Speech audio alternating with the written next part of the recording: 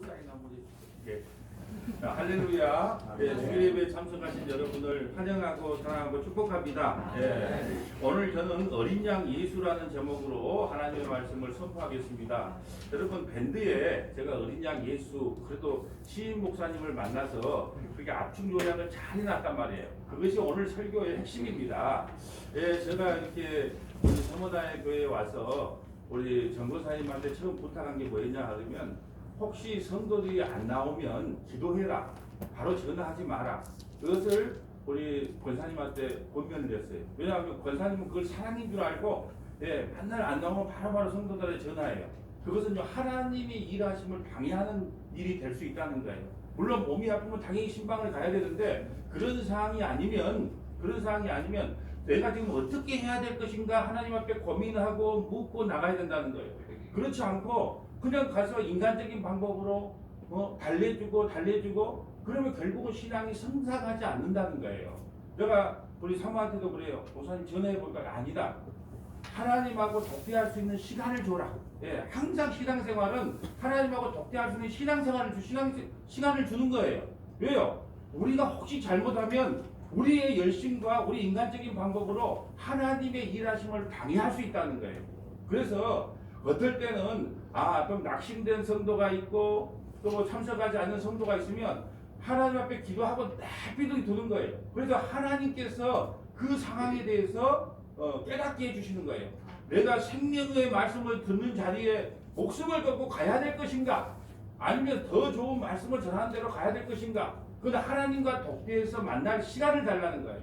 그렇기 때문에 여러분 바로 전화하는 게 사랑처럼 보이지만 오히려 신앙을 방해할 수 있다.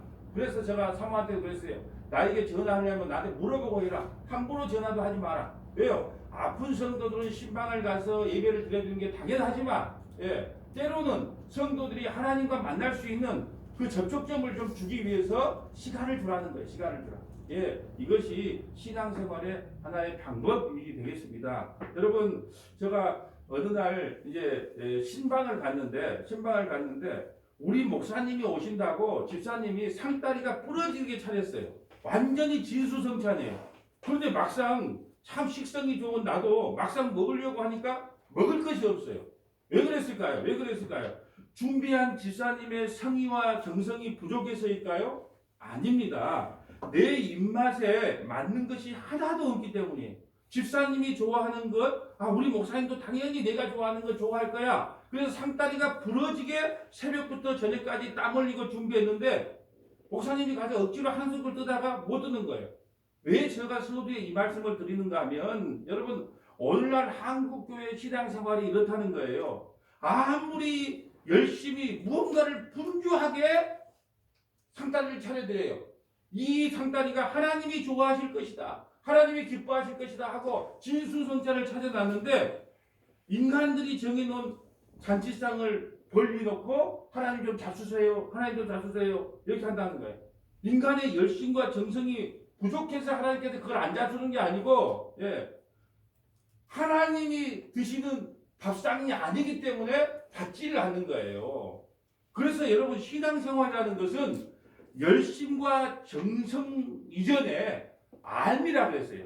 여러분 신앙이라는 건 열심과 정성 이전에 알고 신앙생활을 해야 된다는 거예요. 그래서 요한복음 17장 3절에 이렇게 말합니다. 영생은 그 유일하신 참 하나님과 그가 보내신 자 예수 그리스도를 아는 것이다. 아는 게 이게 바로 영생이라는 거예요. 여러분 모르고 아무리 진수성찬을 차려놓고 인간들의 밥상을 차려놓고 하나님 이거 좀 잡수세요. 이거 참 맛있어요. 드셔보세요 해도 하나님은 그 밥상 안 먹는 거예요. 그러므로 신앙생활이라고 하는 것은 열심의 문제가 아니에요. 알의 문제라는 거예요. 영생은요 아냐 모르냐가 달려있는 거예요. 열심으로 우리가 정성을 다 바쳤냐 그것이 핵심이 아니라는 거죠. 오늘 본문에 세례 요한은 예수님을 증거하라고 보내심을 받은 자입니다. 그래서 세례 요한의 관심사는요 온통 자기 뒤에 오시는 예수님에게만 있어요. 세례 요한 속에는 예수 그리스도의 증거로 가득 채워져 있기 때문에 자기를 부인할 수가 있어요. 그래서 예수님의 거의 모든 제자들은요 처음에 세례 요한의 제자였단 말이에요. 근데 너희 나에게 오지 마라. 이제 진짜 너희를 이끌 선생이 오셨다. 예, 그분이 누구냐? 예수님이시다. 그래서 자기를 따르는 그 세례 요한의 모든 제자들을 내쫓았어요. 어디로요? 예수께 보낼 수 있었단 말이에요. 하나님께서 세례 요한에게 예수님을 세상에 알리려고 요단강에서 물세례를 베풀도록 하셨죠. 예, 예수님은요 세례 요한에게 세례를 받아요. 여러분 이것이 기가 막힌 사건이에요. 여러분 왜 예수님이 세례 요한에게 세례를 받을까요? 여러분 구약의 마지막 선지자가 누구라 그래요? 세례 요한이잖아요. 그러니까 구약의 모든 율법의 죄, 우리 율법을 안 지키면 죽거든요. 그 모든 율법의 죄를 누구에게 전가시키는 거예요? 예수님께 전가시켜서 예수님이 십자가의 죽음으로 그 모든 죄가 소멸되는 거예요. 그래서 양에게 죄를 전가시킨 것 같이 세례 요한이 예수님께 모든 죄를 전가시켜서 십자가에 죽으신 거예요. 세례 요한이 예수님에게 세례를 베풀자 갑자기 성령이 비둘기 형상으로 예수님에게 임하시고 하늘에서 이분이 바로 하나님의 아들이라는 음성을 듣게 합니다. 하나님께서 말씀하신 그리스도가 바로 이분이라고 음성을 듣게 돼요. 그리고 이튿날 세례 요한은요 예수님을 보는 순간에 놀라고 맙니다. 왜냐하면 세례 요한의 눈에 비친 예수님은 죄인을 위하여 죽음을 당한 운명으로 오실 제물인 것이 눈에 보였어요. 그래서 세례 요한은요 이렇게 말합니다. 여러분 여기 메시아가 왔습니다. 메시아가 왔습니다 하고 말하지 않았어요. 그럼 뭐라고 했었어요? 여러분 여기 세상 죄를 지고 가는 하나님의 어린 양이 오셨습니다 하고 증거를 해요. 왜 이렇게 증거를 했냐? 이스라엘 백성들은요 메시아를 기다렸지 세상 죄를 지고 가는 어린 양을 기다린 적이 없다는 말이에요. 메시아, 어떤 메시아냐? 정치적인 메시아, 우리를 로마에서부터 구원시켜줄 정치적 메시아를 구했지 세상 죄를 지고 가를 그 어린 양을 기다려본 적이 없단 말이에요. 여러분 하나님께서 제물로 바친 어린 양이라면 이스라엘에도 많이 있었어요. 예수님 당시에요 구약시대잖아요. 예수님 당시에는 십자가 죽기 전까지 구약시대예요. 그래서 그 당시에 율법시대이기 때문에 성경에서 제사를 드려야 되기 때문에 양과 소가 많아요. 예, 제물이 많았어요. 이스라엘에 있어 그리스도는요 정치적인 메시아예요. 다시 말했지만 로마로부터 해방시켜줄 메시아를 기다렸어요. 여기서요 우리는 하나님과 이스라엘의 생각이 하늘과 땅만큼이나 다름을 알게 됩니다. 하나님은요 죄로부터 해방시켜줄 메시아를 보냈는데 이스라엘은요 육신의 고통으로부터 해방시켜줄 메시아를 구했단 말이에요. 예, 이것을 동상이몽이라 그럽니다. 여러분 지금도요 성도들은 어떤 설교를 좋아할까요? 목사님 마음하고 성도들 마음이 틀려요. 동상이몽이에요. 여러분 나쁜 설교에 대해서 제가 금요일날 말씀을 드렸어요. 나쁜 설교가 뭐냐? 나쁜 설교가 뭐라고 했어요? 긍정적인 힘을 주는 것. 우리는 할 수 있습니다. 하면 됩니다. 예, 하나님 말씀을 열심히 지키고 살면 하나님께서 우리에게 복을 주십니다. 기도하면 다 됩니다. 막 좋은 설교 막 힘이 북북북 들어가죠. 이걸 가장 나쁜 설교라 그래요. 여러분 우리 인간이 볼 때 어떤 성경 구절을 통해 할 수 있거든요. 무슨 말이냐? 능력 주신 자에서 모든 것을 할 수 있다. 그러므로 우리가 기도하면 하나님께 다 들어주고 말씀 잘 지키면 하나님께 우리에게 복 주십니다. 그러므로 우리가 한 주간 이렇게 살아야 됩니다. 막 좋아 보이죠 그 설교가. 가장 나쁜 설교예요. 왜 그럴까요? 이 설교를 하게 되면 자기가 사도 바울이요 예수님 하나님을 아는 열심이 있었을 때 자기의 열심으로 예수 믿는 사람을 죽이러 다녔단 말이에요. 그런데 진짜 예수님을 만나니까 뭐라고 해요? 하나님 내가 죄인 중에 괴수입니다. 예, 이런 고백을 하게 된단 말이에요. 그런데 여러분 우리가 할 수 있다 하면 된다 해보자 이렇게 되면 내가 죄인인 것이 드러나지 않기 때문에 진짜 하나님을 만날 수가 없는 거예요. 그럼 여러분 좋은 설교는 뭐냐? 진짜 설교는 뭐냐? 나는 안 되는구나. 나는 하나님의 말씀 31,173절 중에 단 하나라도 목숨을 걸고 힘을 다하고 목숨을 다하고 생명을 다해서 이 말씀을 온전히 지킬 구절이 단 하나도 없구나. 탄식이 나와야 돼요. 탄식이 나와. 그러므로 나는 나를 믿을 수가 없구나. 그러므로 예수 붙잡아야 되겠구나. 내가 은혜 붙잡아야 되겠구나. 이것이 고백되는 것이 진짜 설교란 말이에요. 예, 그러려고 여러분 그러니까 인기가 없어요. 여러분 보세요. 인기 있는 설교와 인기 없는 설교는요 차이가 있습니다. 우리에게요 어떤 할 수 있다고 하는 힘을 불어주면요 사람들은 그런 설교를 좋아합니다. 그러면서 불꽃 짓고 그래 해보자 그래요. 여러분 거기에서는 예수를 만날 수가 없어요. 은혜를 구할 수가 없습니다. 내가 안 되기 때문에 나는 오늘도 주님 찾아갑니다. 내가 안 되기 때문에 오늘도 은혜를 구합니다. 예. 여러분 예수 그래서 안 되기 때문에 나는 오늘도 예수님 그 예수님만 듣고 예수님만 전합니다. 여러분 이게 진짜 설교라는 거예요. 여러분 이 시대에요 교인들도요 옛날에 유대인 당시에 그 사고하고 같아요. 예수님은요 성도들의 죄 문제를 해결해 주시려고 다가왔는데 교인들은요 육신의 문제를 해결해 달라고 나옵니다. 그런지 아무리 열심과 정성을 드리는 그 재물도 하나님께서 받지 않아요. 왜요? 재물을 드리는 의미를 알라고 재물을 드리는데 그 이유를 모르고, 다른 말로 목사님이 무슨 음식을 좋아하는지도 모르고 자기가 좋아하는 거 목사님도 좋아할 거야 하고 상다리를 풀어놓은 거 하나님 그거 안 받는다는 거예요. 한번 볼까요? 이사야 1장 11절 봅니다. 여호와께서 말씀하시되 너희의 무수한 재물이 내게 무엇이 유익하냐? 나는 순양의 번제와 살찐 진승의 기름에 배불렀고 나는 숫송아지나 어린 양이나 순염소의 피를 기뻐하지 아니한다. 너희가 내 앞에 보이려 오니 이것을 누가 내게 요구하였느냐? 내 마당만 밟을 뿐이다. 아니 제사를 드리던 그 의미가 무엇인지, 여러분 제사를 왜 드리게 했을까요? 하나님이 드라큘라도 아니고 하나님께서 뭘 그 육식을 그 육회를 좋아한다고 맨날 양 잡고 소 잡고 그걸 원했겠습니까? 그 의미는 뭐냐 하면 누군가가 나 죄 때문에 죽는다고 하는 그걸 양을 잡을 때마다 예통하라고 제사를 드리는 거예요. 누군가가 나 때문에 죽구나. 죄 없는 이 양이 나 때문에 죽구나. 그걸 깨달으라고 제물을 드리라고 했는데 나 이 제물 드렸으니까 이제 말씀 잘 지켰으니까 나에게 이제 복 주실 거죠. 그러니까 그 제사 드리는 의미를 모르는 것을 뭐라고 하냐? 내 마당만 밟은다 그래요.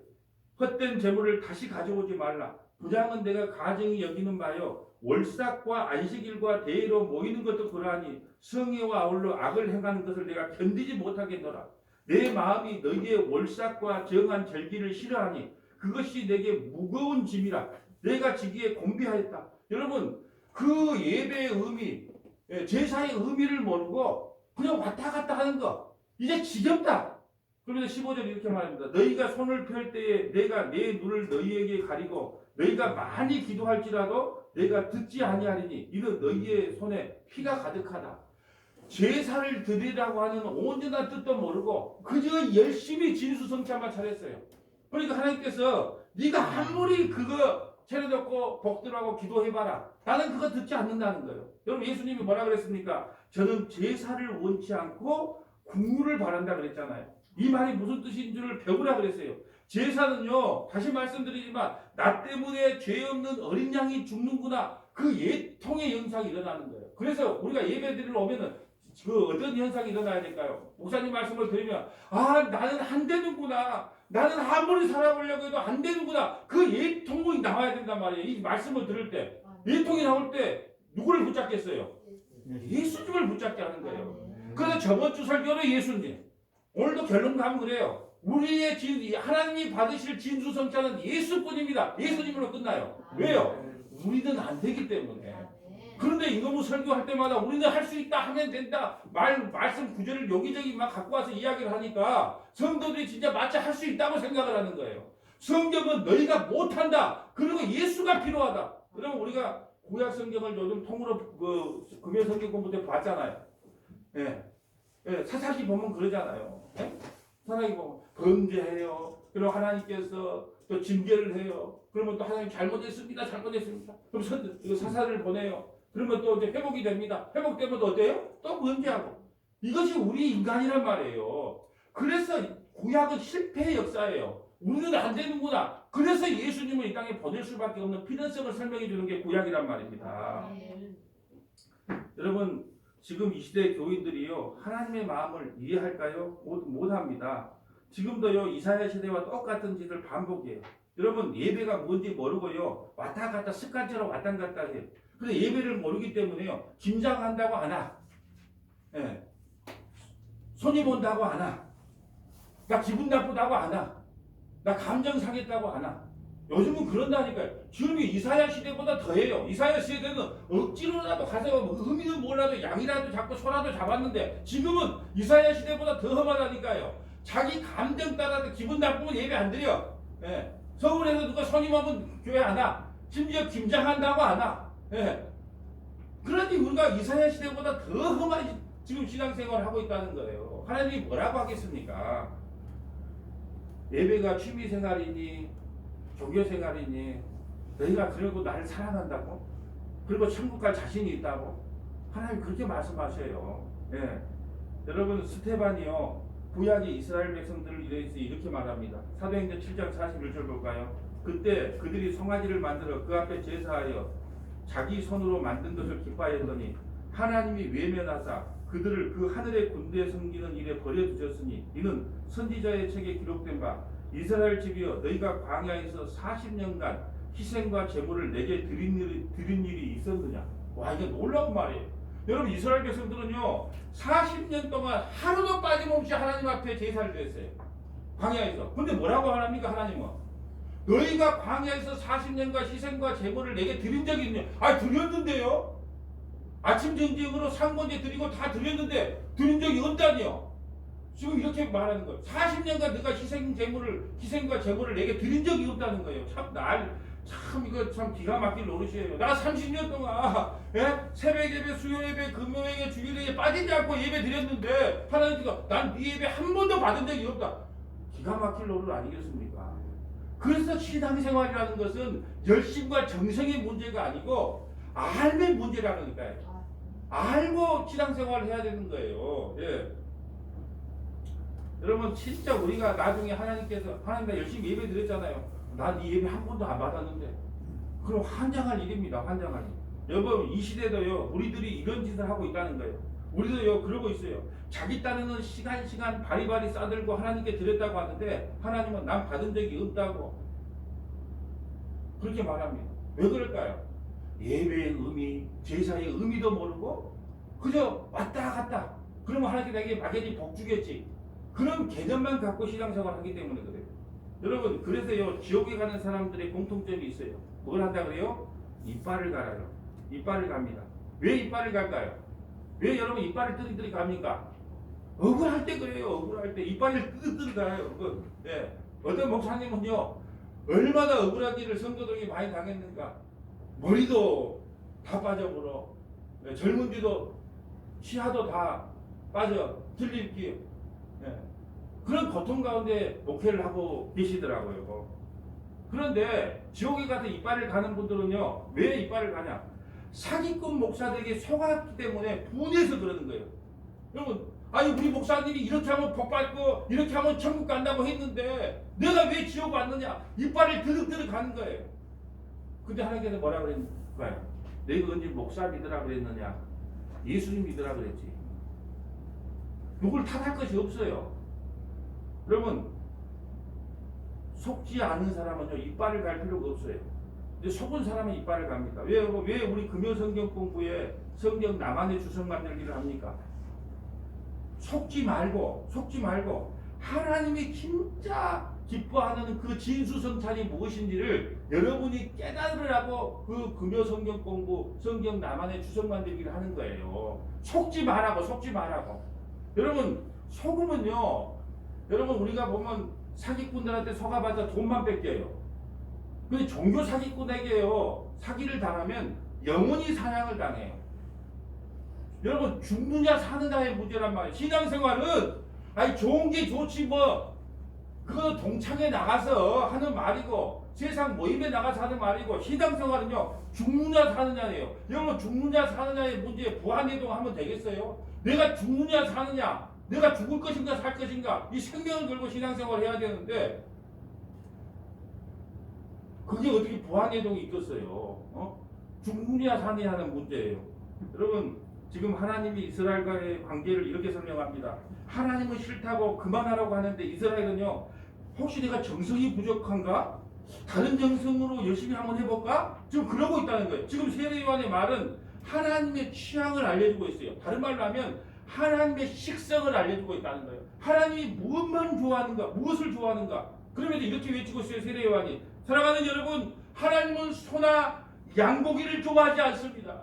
하나님은 소나 양고기를 좋아하지 않습니다. 하나님이 좋아하는 진수성찬은 오직 예수님 한 분뿐입니다. 이렇게 외치고 있는 거예요.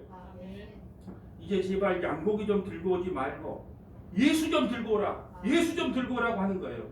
물론 이런 사실을 이스라엘은 알 턱이 없어요. 현재 한국 교회 대부분의 성도들도 이런 내용을 잘 모릅니다. 그래서 하나님은요, 구약의 마지막 선지자인 말라기를 통해서 제발 성전 문을 좀 닫아라 이렇게 말합니다. 말라기 1장 10절 봅니다. 만군의 여호와가 이르노라, 너희가 내 제단 위에 헛되이 불사르지 못하게 하기 위하여 너희 중에 성전 문을 닫을 자가 있었으면 좋겠다. 내가 너희를 기뻐하지 아니하며 너희가 손으로 드리는 것을 받지도 아니한다. 제발 부탁이다. 제발 부탁이다. 인문학 설교하는 그 예배당 문 좀 닫았으면 좋겠다. 제발 부탁이다. 기복주의 설교하는 그 교회 예배당 문 좀 닫았으면 좋겠다. 코미디 설교하는 그 예배당 문 좀 닫았으면 좋겠다. 교훈적 설교하는 그 예배당 문 좀 닫았으면 좋겠다. 제발 덕분에 부탁인데 예배당 문 좀 닫았으면 좋겠다. 왜 이야기할까요? 나는 그런 밥상 안 받는데, 나는 코미디 같은 그런 설교 밥상 안 받아. 나는 인문학적인 그런 설교에 밥상 안 받아. 나는 기복주의 설교 밥상 안 받아. 여러분, 제가 설교할 때 1차 설교, 1차 청중이 누구라고 했습니까?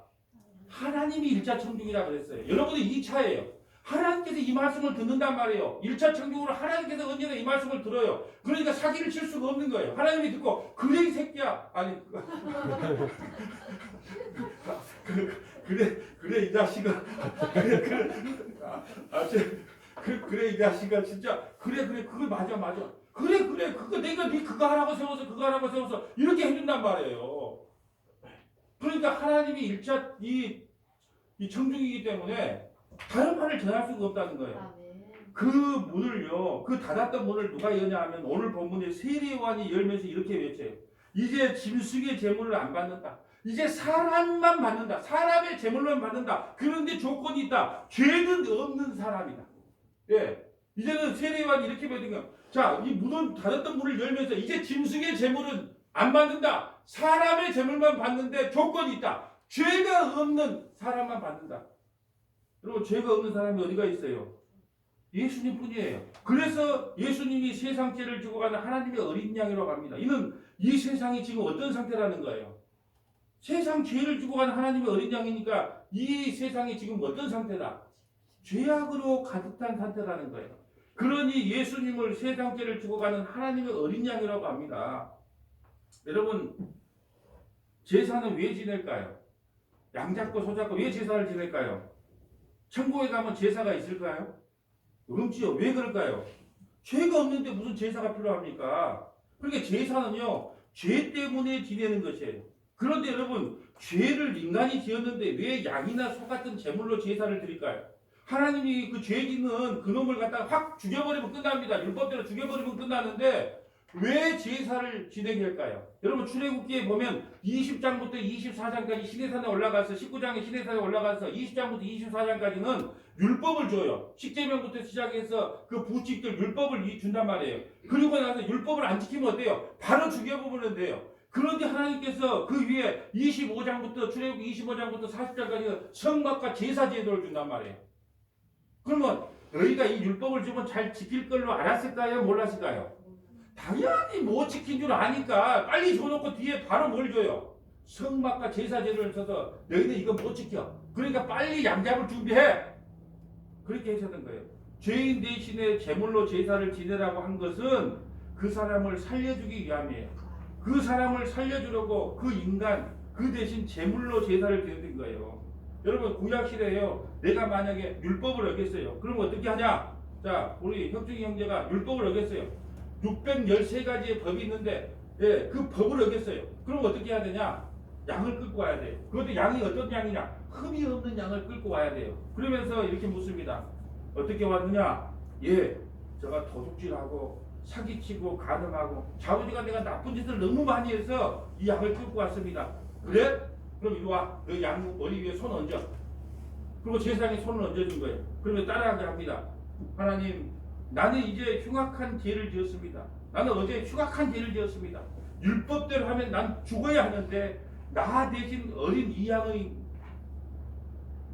양을 대신 가져왔습니다. 그러니 이 양이 내 대신 희생이 됩니다. 그리고 난 죄가 탕감받습니다.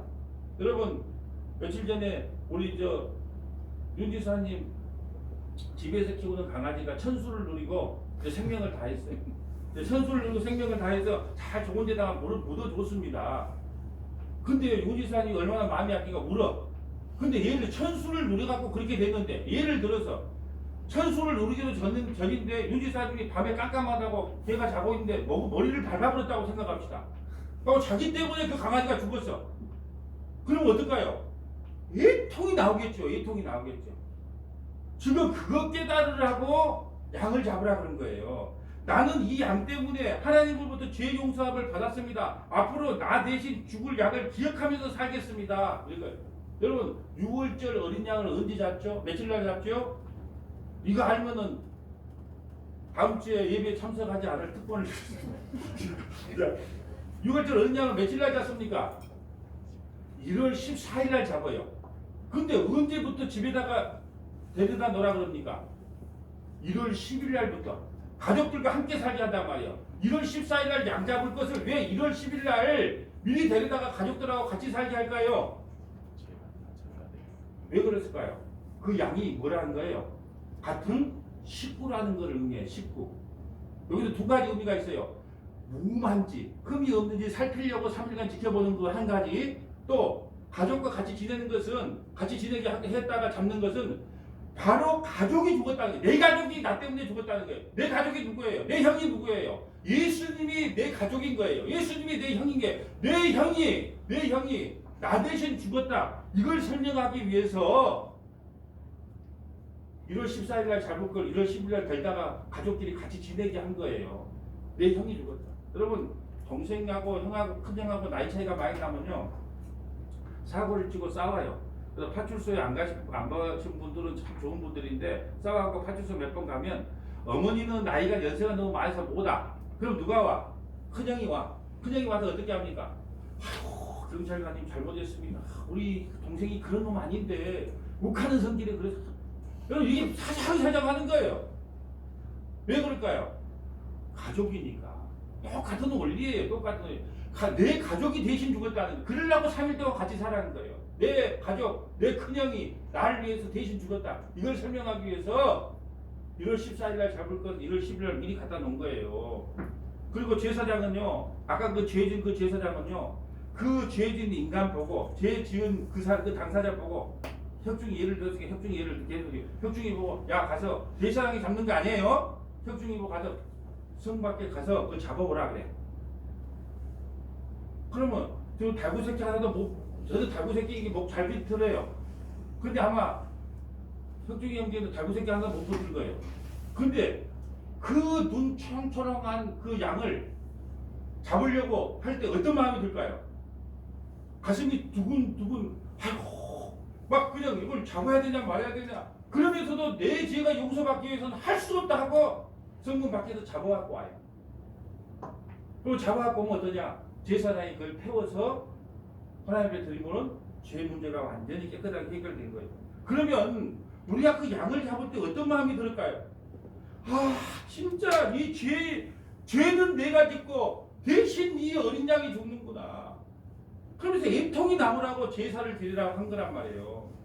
이런 제물의 희생으로 드려지는 제사도 한시적인 거예요. 예수님이 오시기 전까지예요. 이걸 지금 세례요한이 말하고 있는 거예요. 양은 장차 이 양같이 희생당하실 분이 오실 것이라는 것을 예표하기 위해서예요. 그래서 율법은 장차 오실 좋은 일의 그림자요 참 형상이 아니다 그래요. 그림자는 뭐다? 율법, 양 잡는 것. 참 형상은요 복음, 예수님. 자 히브리서 10장 1절 볼까요? 자, 율법은 구약성경 율법은 장차 올 좋은 일의 그림자일 뿐이요 참 형상이 아니므로 해마다 늘 드리는 같은 제사로는 나오는 자들을 언제나 온전하게 할 수 없느니라. 그 죄 질 때마다 맨날 양을 갖고 와야 돼. 맨날 소를 갖고 와야 돼. 그러니까 그 제물이 온전하게 그 죄를 탕감하지 못한다는 거예요. 그래서 5절 봅니다. 그러므로 주께서 세상에 임하실 때 이르시되 하나님이 이 제사와 예물을 원하지 아니하시고 오직 나를 위하여 한 몸을 예비했다. 그러니까 구약의 양은 불완전해. 완전히 속죄할 수가 없어. 예표적인 거니까, 그림자니까. 그러니까 한 몸을 예비하셨는데 그 몸이 누굴까요? 예수님이죠. 번제와 속죄제는 기뻐하지 아니하니라. 여러분, 이제 구약의 모든 것은 다 장차에 오신 예수님을 설명하는 거예요. 그래서 첫 것은 폐하시고 둘째 것을 세운다고요. 첫 것은 뭐예요? 양으로 제물을 삼는 것은 폐하시고, 둘째 것은요, 예수님으로 제물을 삼는다는 거예요. 그래서 첫 번째 것은 폐하시고 둘째 것은 세우신다, 이 말입니다. 여러분, 지금 세례 요한이 그걸 말해주고 있는 것입니다. 우리는 지금요, 아까 말한 히브리서를 보니까 율법은 예수 그리스도를 보여주기 위한 표상이구나를 아는 거예요. 여러분, 출애굽기 21장 23절에 보면 이런 구절이 나옵니다. 그러나 다른 해가 있으면 갚되, 혹시나 사람을 죽였을 때 하는 말이에요. 눈을 하나 상했으면 눈을 넣어서 갚아야 돼. 이를 상했으면 이로 갚아야 돼. 손을 잘라버렸다. 도끼로 잘못 일하다가 손을 잘라버렸어. 그럼 상대방의 손만 잘라야 돼. 또 발을 잘랐다. 그럼 상대방의 발만 잘라는 뜻이에요. 25절. 된 것은 된 것으로, 상하게 한 것은 상함으로, 때린 것은 때림으로 갚으리라. 여러분, 이것이 무슨 말일까요? 왜 이 구절을 우리에게 주셨을까요?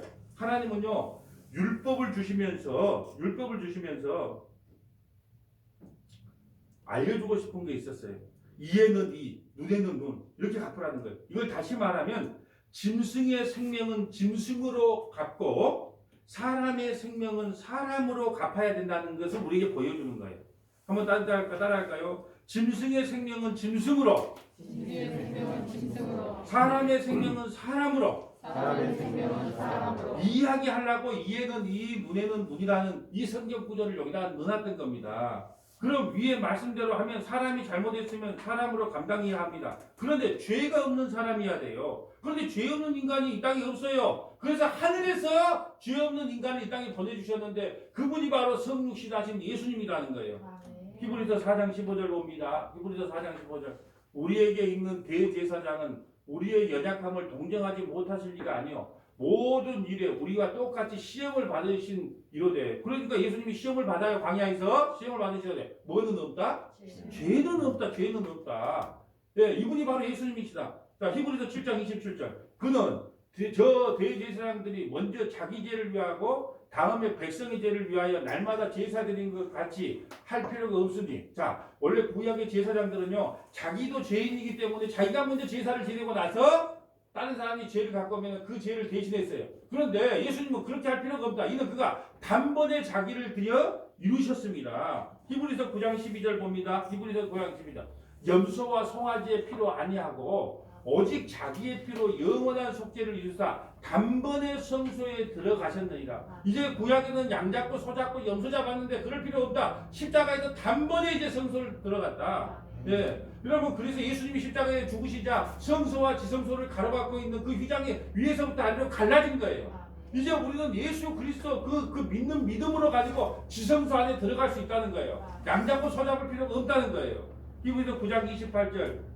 이와 같이 그리스도도 많은 사람의 죄를 담당하시려고 단번에 들으신 바 되셨고 구원에 이르게 하기 위하여 죄와 상관없이 자기를 바라는 자들에게 두 번째 나타나셨느니라. 이제 짐승의 제물이 아니라 사람을 제물로 받는다는 것이 새 언약이에요. 나는 이제 짐승의 언약 안 받, 짐승의 그 제물 안 받는다. 사람만 받는다. 죄 없는 사람만 받는데 그분이 바로 누구시냐? 예수 그리스도라는 거예요.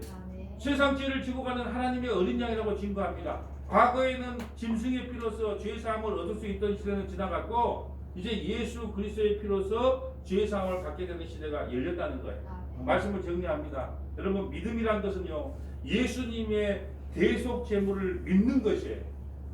우리가 감당해야 될 죄값을 하나님께서 예수님에게 감당시키셨다는 것을 믿는 것이 믿음이에요. 그래서 히브리서 기자는요, 믿음이 없이는 하나님을 기쁘게 하지 못한다고 준 거예요.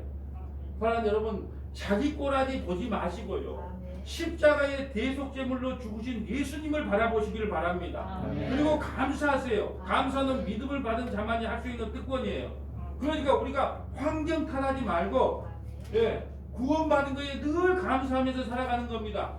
그리고 다시 말씀드리지만 여러분, 신앙생활에 부안해도 하지 마세요. 여러분, 신앙생활이라는 것은요, 죽느냐 사느냐의 문제지 감정의 문제가 아니다는 거예요. 우리 성원아 교회가 진짜 십자가와 예수 그리스도 그 복음만을 온전히 전하면 교회면 두드라 패더라도 이 교회에 와야 되는 것이고, 복음을 전하지 않는 교회는 아무리 환경이 좋아도 그건 빨리 떠나야 되는 거예요. 내가 누누이 말씀드렸잖아요. 아니 장동건이처럼 아무리 멋있게 생겨도 맹장 수술하다 못하는 그 의사가